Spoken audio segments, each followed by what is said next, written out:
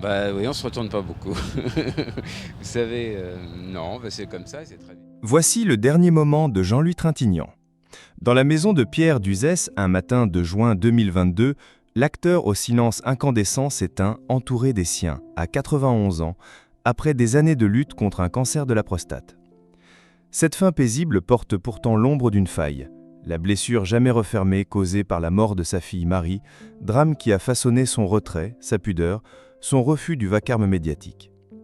Icône du cinéma européen depuis Et Dieu créa la femme, visage d'un homme et une femme, conscience de Z et profondeur d'amour, Trintignant aura incarné l'intensité murmurée. « Je suis en train de m'en aller doucement », confiait-il en 2019.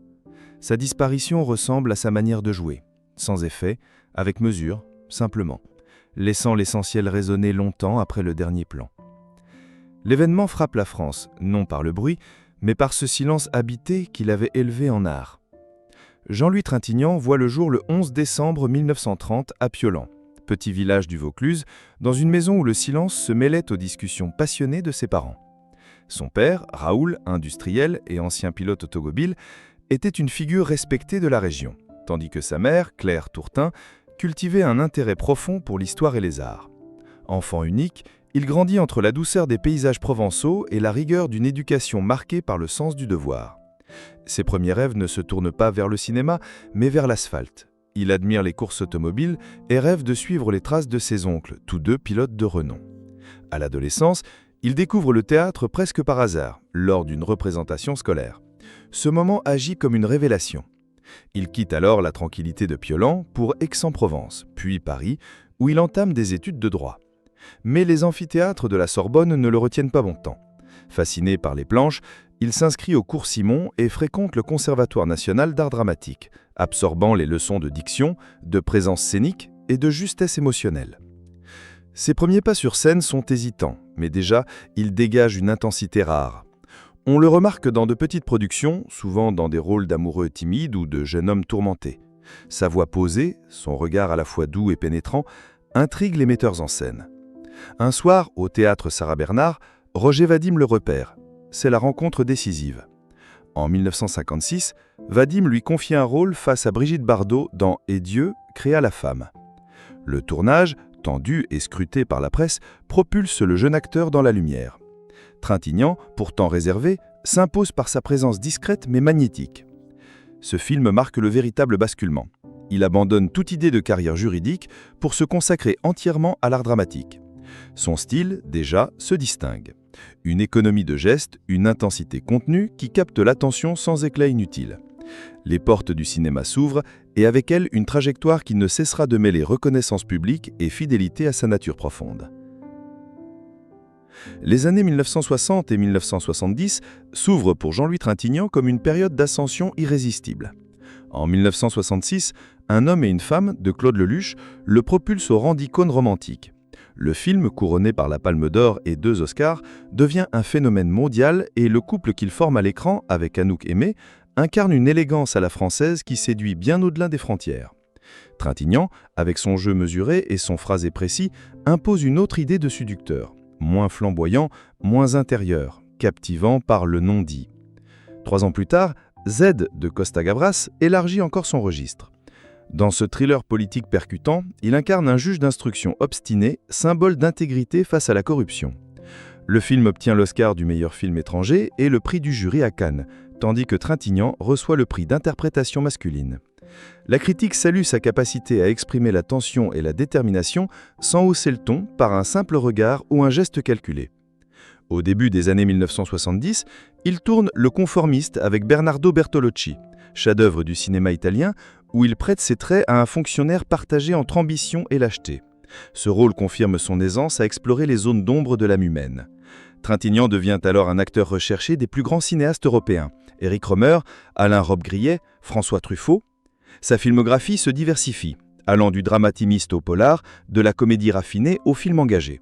Pourtant, cette reconnaissance internationale n'efface pas les controverses. Certains journalistes critiquent sa distance avec les médias, son refus d'entrer dans le jeu promotionnel. D'autres soulignent sa propension à choisir des rôles ambigus, parfois dérangeants, qui défient les attentes du public. Lui, indifférent aux modes, revendique ce parcours singulier. Je préfère les films qui posent des questions à ceux qui donnent des réponses.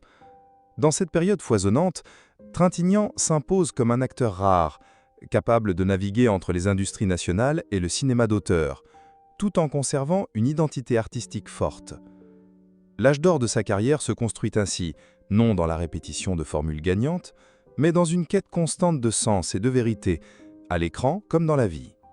Derrière la carrière exemplaire et la reconnaissance internationale, la vie privée de Jean-Louis Trintignant fut marquée par des épreuves profondes, des choix radicaux et une relation constante avec la douleur silencieuse. En 1960, il épouse Nadine Marquand, actrice et réalisatrice, avec qui il aura 3 enfants, Marie, Pauline et Vincent. Le couple, souvent photographié dans les festivals les premières de films, semblait former une union solide au sein du microcosme parisien.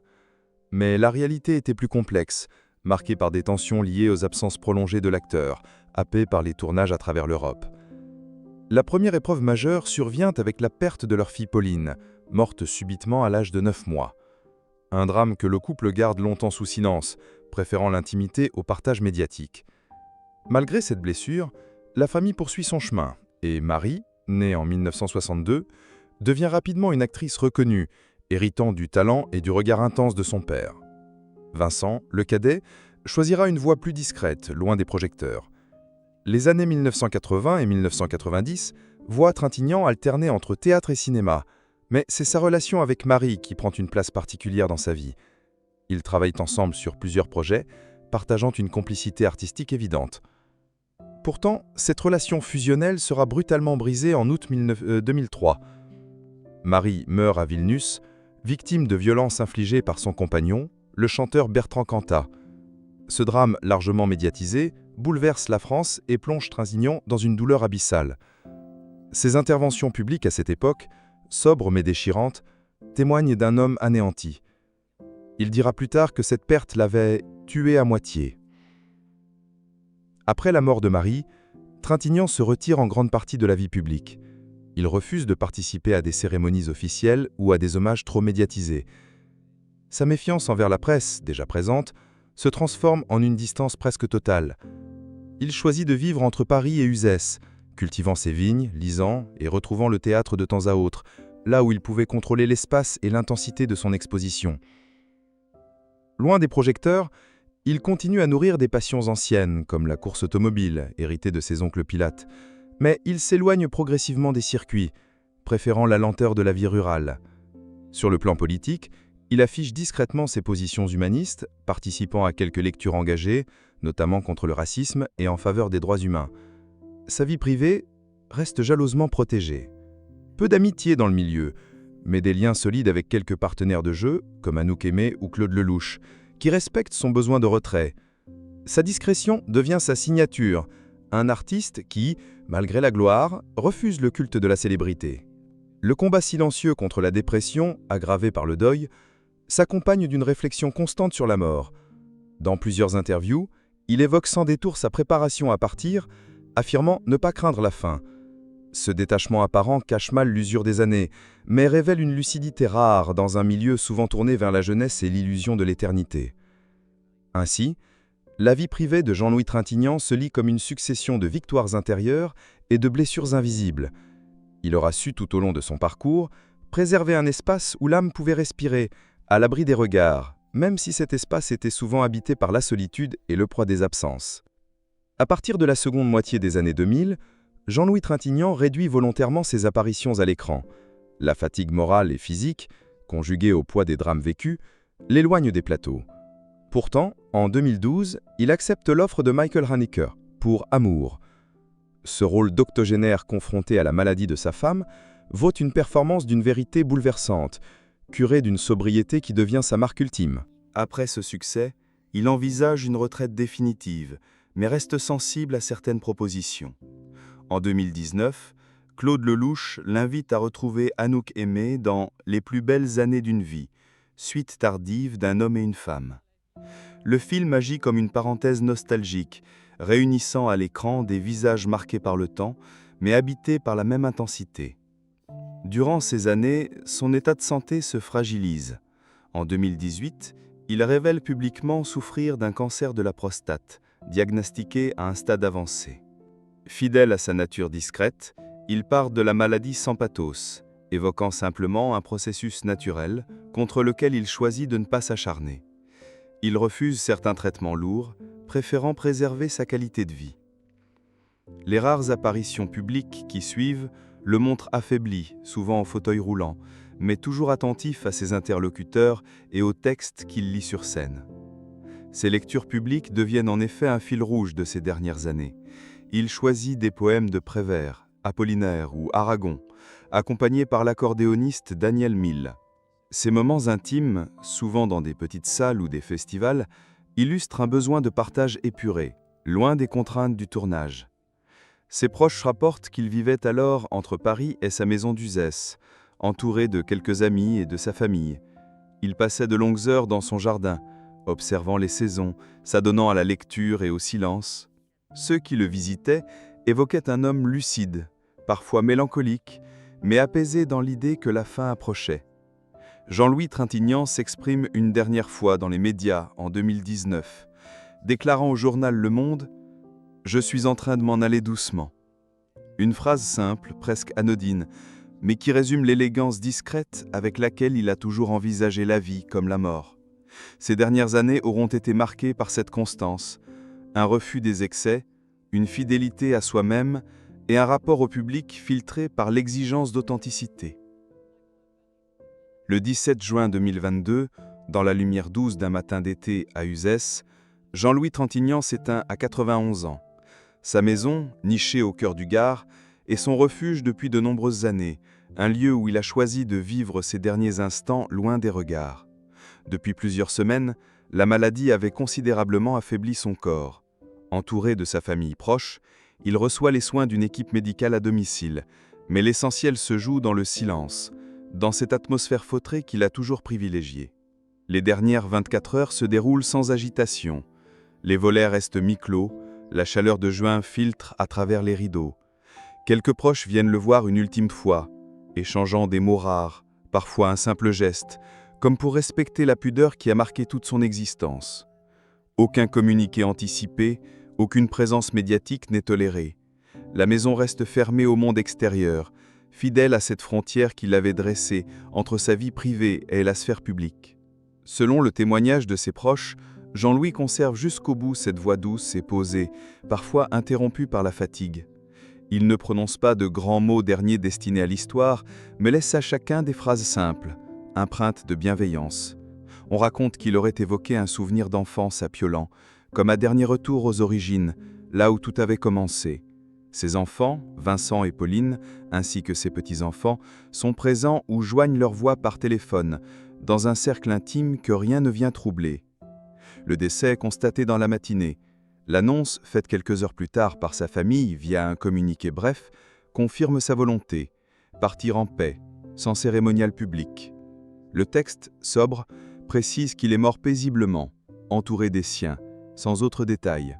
Aucun hommage national n'est organisé. Ce choix, qui peut surprendre pour une figure d'une telle envergure, correspond parfaitement au l'homme qu'il fut, réticent aux honneurs tapageurs, préférant que son œuvre parle pour lui. La nouvelle se répand rapidement dans les médias français et internationaux. Les réseaux sociaux s'emplissent de messages d'adieu, de souvenirs partagés par des spectateurs, des acteurs et des réalisateurs. Claude Lelouch confie qu'il perd un frère de cinéma, tandis qu'Anouk Aimée parle de l'autre moitié d'un couple d'écran qui ne s'est jamais quitté dans le cœur des gens. Des festivals, comme Cannes et Angoulême, annoncent des rétrospectives pour célébrer sa carrière. Dans la petite ville d'Uzès, les habitants déposent discrètement des fleurs devant sa demeure. Aucun attroupement massif, seulement quelques gestes isolés, à l'image de l'homme, discret mais chargé de sens.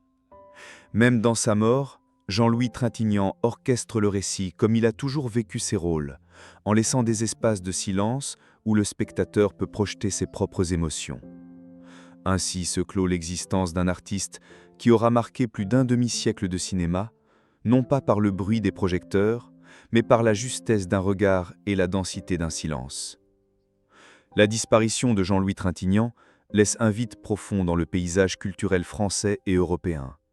Acteur de plus de 100 films, il aura traversé les genres et les époques, en imposant une singularité, celle d'un jeu épuré, d'une intensité sans emphase, capable de dire l'essentiel en un regard.